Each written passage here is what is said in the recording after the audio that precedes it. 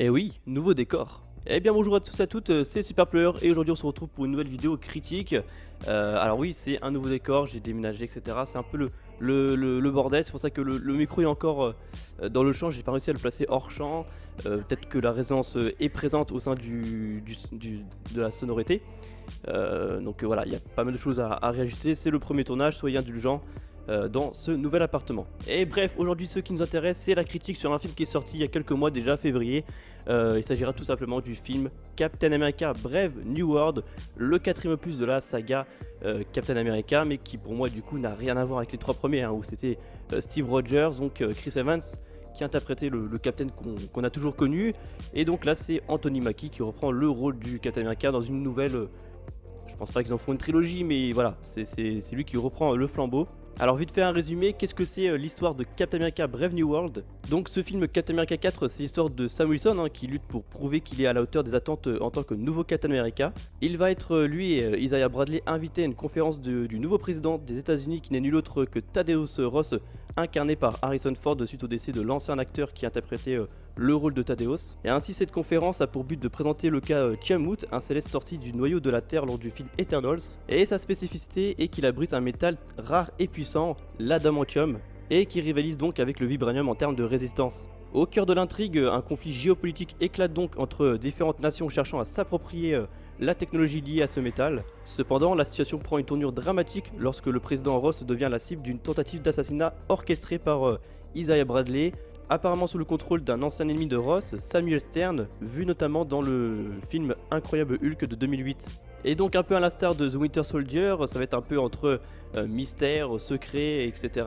Va falloir trouver le pourquoi du comment, le vrai du faux, et donc Sam Wilson en tant que nouveau Captain America va s'en charger. Bref, voilà, ça c'est le gros résumé, le gros synopsis de ce film. Ensuite, qu'est-ce qui m'a plu, qu'est-ce qui m'a déplu? Alors je pense qu'on a tous à peu près le même avis là-dessus. Alors je sais que pour certains, encore une fois, ça va être le meilleur film de Marvel, pour d'autres ça va être la plus grosse bouse de Marvel. Moi, honnêtement, je me place entre les deux. C'est un film que... Alors j'ai passé un bon moment, voilà, j'ai vu un film pas trop dégueulasse, voilà, j'ai pris, pas mon pied, mais voilà, j'ai pris ma séance avec plaisir. Ça, voilà, j'ai passé un bon moment, j'ai passé un agréable moment, mais sans plus. Voilà. Alors du coup, je vais m'expliquer, hein, bien évidemment, comme d'habitude, mais... En fait, c'est un film, je pense que si tu le rates, comme beaucoup de films Marvel malheureusement, même si tu le rates, tu comprendras la suite du MCU. C'est un film, alors pas inutile, c'est un grand mot, mais voilà, il n'y a pas trop de conséquences, il n'y a pas trop de rattachement à d'autres choses. Il y en a quelques-unes, mais c'est par-ci par-là, et c'est des petits morceaux. Et pour moi, c'est pas ce que j'appelle un univers connecté. Donc non, clairement, il y a quand même pas mal de choses à revoir au niveau du film, que ce soit au niveau du scénario ou de la réalisation. Il y a beaucoup de choses qui vont pas. Et après, du coup, je pense qu'ils en ont beaucoup trop dévoilé lors du trailer parce que finalement, on s'attendait à plein de choses. On s'attendait à un gros film avec le Red Hulk, avec Tiamut. On s'est dit ça va être une masterclass. Enfin, une masterclass. On s'est dit on s'attendait à un très très bon film. Quoi. On s'est dit, oh, ça va péter, quoi. Ça va en jeter. Mais finalement, ouais, c'était un bon film, mais sans plus. On l'oubliera vite, quoi. Alors, qu'est-ce que j'avais noté? Je me remémore, hein, parce que du coup, c'était il y a 2 mois les notes lorsque j'étais à la séance de cinéma. Alors, j'ai noté déjà qu'il n'y avait aucune chorégraphie. C'est bien vrai, je trouve qu'il n'y a aucune chorégraphie dans ce film, que ce soit au niveau des combats de Captain ou des autres ennemis ou personnages. Il n'y a pas trop de chorégraphie, il n'y a pas de mouvement, c'est mal filmé, c'est toujours du contre-champ. Voilà, au niveau de la réalisation, ils sont pas trop foulés, je trouve. Bon, voilà, j'ai envie de dire c'est un détail, mais au niveau, c'est ce qui donne la magnificence, hein, la beauté d'un film, hein, c'est ça, c'est la chorégraphie qui joue beaucoup au niveau des personnages, les doublures de cascadeurs, je pense notamment quand, je crois, Isaiah Bradley saute par la fenêtre, je sais plus ce que j'ai noté, je ne me souviens plus trop du film, mais il me semble que quand il saute, finalement, on le voit pas, enfin, on aurait pu mettre une doublure cascadeur, ce genre de choses, on est capable de faire ce genre de choses, en plus quand on voit le budget, je sais plus il s'est élevé à combien, mais il y avait un sacré budget dans le film, donc en plus, je sais pas où ils sont partis, les billets là, parce que encore, on va revenir sur autre chose, mais les effets spéciaux, la CGI, mais c'était moche. Mais j'ai trouvé ce film, mais c'était moche. Déjà tout le film est gris, blanc, enfin vraiment un Marvel pur, hein, avec du béton, enfin du ciel, voilà, enfin gris, pas de couleur, pas de nuance de trait. Juste à la fin, dans la bataille finale dans le parc où t'as voilà, les fleurs un peu, ça change. C'est pas incroyable, mais ça change. Mais hormis ça, c'est très très très sombre, je trouve, comme film. Alors oui, c'est un film sombre, vous allez me dire, mais au niveau des effets spéciaux de la CGI, c'était une horreur. Le Red Hulk, mais moche. Le combat avec Captain, les ailes du faucon, on voit que c'est rajouté derrière en post-prod. Mais c'est d'une mochitude, mais c'est. Vraiment, j'avais mal aux yeux. Je me dis, putain, mais on voit vraiment que c'est faux. C'est pour vous dire, hein, ma conjointe qui va, bon, pas mal de fois au cinéma, mais qui regarde pas trop de gros blockbusters comme ça avec des gros effets spéciaux, d'habitude, elle se fait avoir comme tout le monde parce que c'est bien fait. Là, elle m'a regardé, elle m'a dit, putain, mais on dirait que c'est vraiment faux, quoi. Ça se voit direct, quoi. Elle l'a vu direct, alors que c'est pas une grande experte du cinéma ou des effets spéciaux. Et moi, je l'ai remarqué direct aussi. Voilà, en tout cas, moi, c'est mon point de vue. Je sais que tout le monde aura un point de vue différent. C'est pas la peine de commencer à cracher en disant, voilà. Voilà, c'est une critique, chacun son avis, les gars. Et finalement, ce film prend en place après la série The Falcon et The Winter Soldier revue sur Disney+, que j'avais adoré à l'époque. Je m'y attendais pas, hein, parce qu'un personnage, enfin une série sur Falcon, je trouve ça pas terrible. Finalement, j'ai adoré la série. Et finalement, on retrouve pas du tout la même chose dans ce film. Je trouve pas, on retrouve pas le même Sam Wilson qui était attachant lors de la série. Là, honnêtement, je m'en fous, mais j'y porte pas trop d'importance. Il n'y a pas la même attache émotionnelle, il n'y a pas aussi d'intensité que lors de la série. C'est quand même fou qu'une série sur Disney+, donc quelque chose avec beaucoup moins de budget, beaucoup moins de casting et beaucoup moins de présence sur le grand écran, soit mieux que le film d'après, un film projeté aux écrans. Enfin, je trouve ça fou. Et pour revenir aux personnages vraiment pas attachants, je pense notamment à Torres, du coup le nouveau faucon, personnage pas du tout attachant. Il arrive, voilà, c'est le nouveau faucon. Ouais, franchement, j'ai rien ressenti à l'égard de ce personnage, je n'ai rien ressenti du tout. Et il a juste pour faire des blagues, il est pas du tout impactant, et même quand il a failli mourir là, d'ailleurs ça m'a rappelé un peu la scène avec War Machine qui a failli mourir avec sa chute dans Civil War, honnêtement pas du tout impactant. À un moment donné, on m'aurait dit il est mort, ok, why not. Honnêtement ça m'aurait fait ni chaud ni froid, parce que c'est un personnage qu'on a très peu vu, qui est pas du tout attachant. C'est un truc que je déteste en fait. À chaque fois on veut toujours nous remettre des nouveaux personnages. Tiens, ça va être un nouveau super-héros, machin et tout. Au bout d'un moment, c'est trop, quoi. On en tue pour s'en débarrasser, pour réduire le nombre. Enfin, on en tue, rarement, hein. Et on te rajoute des personnages qui étaient des personnages secondaires, des personnages déjà secondaires. Parce que Torres, du coup, c'est le personnage secondaire d'un personnage déjà secondaire, qui maintenant est principal. Mais je trouve que là, c'est chiant. Bientôt, on va l'avoir sur le fils du fils du fils, machin tout, qui va...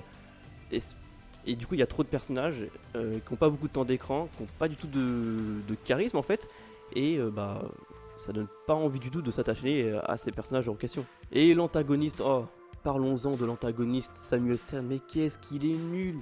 Mais il est nul, zéro charisme, nul. C'est vraiment, c'est quoi ce méchant? Ça, c'est l'antagoniste du film, quoi. Il a aucun intérêt dans le film, je suis désolé, sa vengeance est nulle, son plan est nul. À la fin, il se rend comme ça, non, le personnage, j'ai pas trop de développement à faire sur lui parce qu'il n'y a rien à dire finalement. C'est un personnage qu'on a vu dans le film Hulk. Finalement, voilà, il a été gardé prisonnier pendant je sais pas combien de temps par le Thaddeus Ross. Franchement, il n'y a rien à dire. En fait, je vais avoir du mal à développer chacun des points que j'ai donnés parce que le film n'a rien à raconter finalement. Désormais, parlons du point que je m'attendais le plus, vraiment le point qui m'excitait le plus. Alors, c'est pas le Red Hulk, mais c'est bien l'île Céleste, Tiamut, du coup, la dépouille du Céleste mort. Et les gars, je trouve que ça a vraiment été encore une fois mal exploité, quoi. Je me dis, attends, il y a quand même un Céleste qui vient de sortir du noyau de la Terre, qui est en plein milieu de la planète, et personne ne se dit, tiens, c'est bizarre. Non, la seule question qui se pose tout au long du film, c'est qui va voir le matériau en premier. Non, personne ne se pose la question que putain, il y a un putain d'alien, un putain de Céleste qui vient d'émerger de notre planète. Ça fait peur, quoi, avec Thanos qui a eu, voilà, maintenant il y a ça, putain ça fait peur, ce serait bien d'avoir des Avengers, non, enfin vraiment, il n'y a pas un qui se dit, tiens c'est bizarre, ça fait un peu peur. Surtout qu'en plus à la fin d'Eternals, Arishem vient récupérer les éternels restants sur la Terre. Et les gens ont vu Arishem, parce qu'on le voit très bien, les gens l'ont vu, hein, me dites pas que, les gens l'ont vu, donc tout le monde est au courant, normalement le président, le mec de la sécurité intérieure, tout ça, tout le monde est au courant normalement qu'il y a des Célestes, quoi. Et je suis désolé, mais il n'a pas eu assez de temps d'écran en fait. On l'a vu une scène lors de la bataille entre les États-Unis et le Japon ou la Corée. Je sais plus c'est quelle nation. Bref, vraiment, voilà, c'est tout. C'est le seul moment d'écran qu'on a eu. Personne ne se pose pas plus de questions que ça sur la présence d'un Céleste. Son temps d'écran est très très limité. Enfin, je trouve ça vraiment dommage. Et on n'a même pas eu un bout d'échantillon. Moi, j'aurais bien voulu voir à quoi ça ressemblait de l'adamantium. On a juste Juan Carlos Esposito, je sais plus comment il s'appelle, le chef des serpents, je sais plus du tout le nom du personnage. Je prendrai plus de notes la prochaine fois parce que là, c'est un peu à la va-vite comme ça. Mais oui, du coup, il y a seulement ce personnage qui récupère un bout d'échantillon. Et on y fait référence 2 minutes dans le film. Et je suis même plus sûr qu'on le voit, hein, le bout d'échantillon. Donc voilà, ça aurait été intéressant de voir quelle sorte d'arme ça aurait pu donner, à quel point c'est dangereux, à quel point c'est plus fort ou non que le vibranium. Alors je crois qu'ils disent que c'est plus résistant que le vibranium, mais ça reste à prouver. Enfin, je trouve ça vraiment dommage.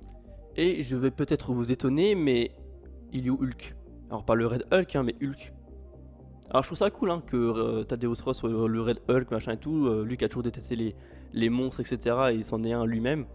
Bon, alors le fait que ce soit Samuel Stern qui l'ait contaminé, enfin bref, ça je trouve ça pas terrible, mais il est où le vrai Hulk?